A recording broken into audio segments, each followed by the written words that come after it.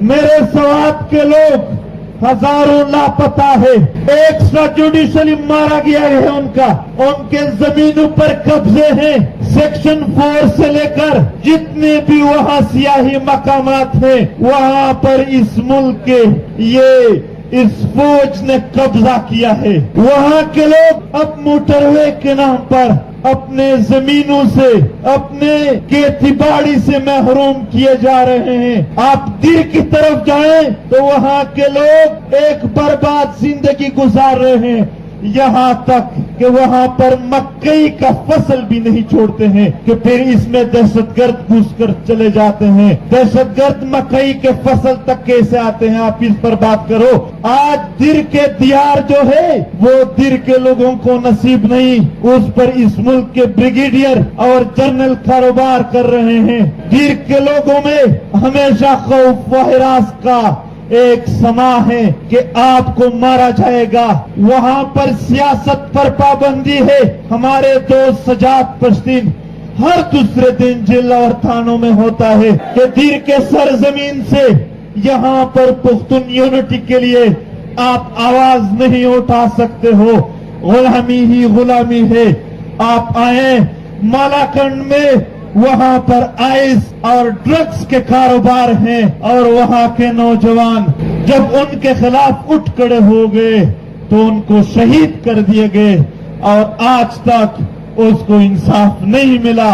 مردان کے کاروبار، یہاں مردان کے نوجوان کھڑے ہوں گے، مردان کے جتنا بھی کاروبار ہے، 7,000 دکانوں سے لے کر شادی ہال پر فوجوں کا قبضہ ہے۔ سوابی کے جو پانی کا وہاں ذخیرہ ہے، ڈیم ہے جس سے بجلی پیدا ہو رہی ہے، 6,500 میگا واٹ، اتنی بجلی جو پورے ملک کے لیے کافی ہے، مگر پشتون بیلٹ کو اپنے سوابی کی بجلی میں حصہ نہیں دیا جا رہا ہے۔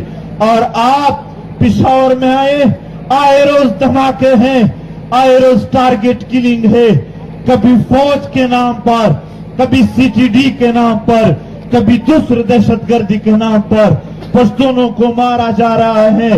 خیبر کے نہ مساجد محفوظ ہے، نہ ان کے گھر محفوظ ہے، نہ ان کے تیرا محفوظ ہے، نہ باڑا محفوظ ہے، ٹارگٹ کلنگ ہے، اور ہر روز خون بہایا جا رہا ہے۔ محمد کا یہی حال ہے، محمد کے ماربل اور نفرائٹ ان سے یہ جرنل بتا لیتے ہیں۔ قبضے ہیں، باجوڑ کا حال 4,500 ٹارگٹ کلنگ ہوئے ہیں۔ میں پہلی بار جب باجوڑ جا رہا تھا، یہ باتیں سن لے اس ملک کے حکمران، جب میں نے ان نوجوانوں کو دیکھا وہ بالکل مدہوش تھے مجھے دیکھ کر، میں حیران تھا کہ تحریک کے ساتھ میں نے محبت دیکھا تھا، اس حد تک محبت کیسے ہے۔ پھر ایک دوست بتا رہے تھے یہ سارے ٹارگٹ کلنگ میں جو شہید ہوئے ہیں ان کے اولادیں ہیں جو آج اس تحریک کے لیے اٹھے ہیں۔ یہ نوجوان ابو ذر ایک بچہ تھا جو 7 بہنوں کا ایک بھائی تھا، وہ اپنے بہنوں کے لیے، اپنے ماں کے لیے چپس فروخت کر کے ان کے لیے روزی کماتے تھے، اور اس ریاست کی پالیسیوں کی وجہ سے ایک دن ابو ذر کی روزی نہیں، ابو ذر کا خون پڑا ہوا تھا۔ یہ اس کا ماموں ہے، یہاں کھڑے ہیں۔ اس ملک کے اس مقتدر حلقوں کے سامنے آج ہم فریاد رکھنا چاہتے ہیں کہ نارتھ وزیرستان کے 700 مائیں رو رہے ہیں، ٹارگٹ کلنگ میں مار دیا ہے ان کو۔ جنوبی وزیرستان میں روزانہ لینڈ مائنز ہے، چھوٹے چھوٹے بچوں کو شہید کیا جا رہا ہے۔ لکی مروت امن کا گہوارہ تھا، آج لکی مروت کے لوگ بدامنی کے نشان بن گئے ہیں۔ ونوں میں آج بھی بکاخل کے IDPs رہ رہے ہیں۔ جانی خیل کو آج بھی یہ خبر ملی ہے کہ طاقت کے ذریعے، فوجی طاقت کے ذریعے آپ لوگوں کو ہم اپنے گھر سے نکال دیں گے۔ آج کرم کا حال دیکھو، سنی اور شیعہ کے نام پر فساد کیا جا رہا ہے۔ ہم سنی شیعہ وہاں بھائی بھائی ہے، کیوں اس طرح کے فساد وہاں پر ریاست رچا رہے ہیں؟ اورکزئی کے لوگ IDPs ہیں، ان کے گھر تباہ و برباد ہے، اور یہاں تک کہ پچھلے سال برطانیہ کے فوجوں کو لے کر وہ وہاں پر ایک ایسے جگہ پہنچ گئے جہاں پر ہمارے آباء و اجداد نے ان فرنگیوں کو مارا تھا، اور پاکستانی فوج ان فرنگیوں کو کہہ رہے تھے کہ یہاں پر دشمن قبائل پشتون آئے تھے اور ان کو ہمارے فوجوں کو یعنی فرنگیوں کو مارا تھا۔ محترم، آج روپ کے لوگ شعور کے لوگ ہیں، وہ بدامنی کے شکار ہیں، دھماکے ہوتے ہیں، قلعہ سیف اللہ میں دھماکے ہو رہے ہیں، درا زندہ کے وسائل پر قبضے ہیں، ضلع شیرانی میں طالبانوں کی آمد کی باتیں ہیں، لورلائی سے لے کر ہرنائی تک آپ کے وسائل لوٹے جا رہے ہیں، زیارت کے زمینوں پر قبضے، کوئٹہ میں 40,000 ایکڑ سے زائد انہوں نے زمین پر قبضہ کیا ہے، قلعہ عبداللہ میں بدماش بنائے ہیں، سارے ریاست کی پشت پناہی حاصل ہے اس کو، اور وہ لوگوں کو مار رہے ہیں۔ چمن کے گیٹ پر روزانہ چھوٹے چھوٹے بچے جو روزگار کے لیے آتے ہیں، ہر روز تشدد کر کے ان کو واپس بھیجا جاتا ہے، ہر روز وہاں پر پختونوں کے عزتیں نیلام ہو رہے ہیں، ہر روز ان کے کاروباروں پر قبضے ہیں۔ یہ کیا ہے؟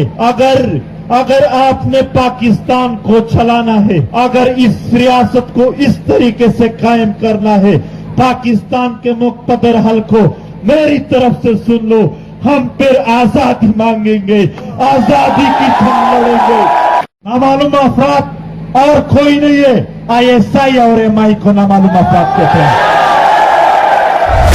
ہمیں کسی اور شکل میں اسلام آباد آنے پر مجبور نہ کرو۔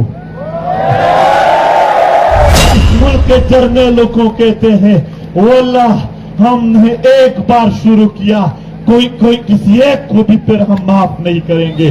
ہمیں پاکستان کے مقتدر حل کو میری طرف سے سن لو، ہم پھر آزادی مانگیں گے، آزادی کی جنگ لڑیں گے۔ اب ایک بات ہوگی، یا آپ نے زندگی کا حق دینا ہوگا یا آزادی کی جنگ ہوگی، یا اب مزید آپ ہمیں کیا مارو گے؟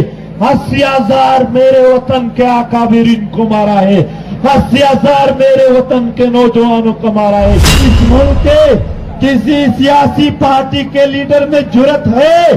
آئے میں آپ کو ان کے کینٹ کے دروازے میں بتاؤں گا کہ کون کون دہشت گرد اندر جاتا ہے اور باہر آتا ہے۔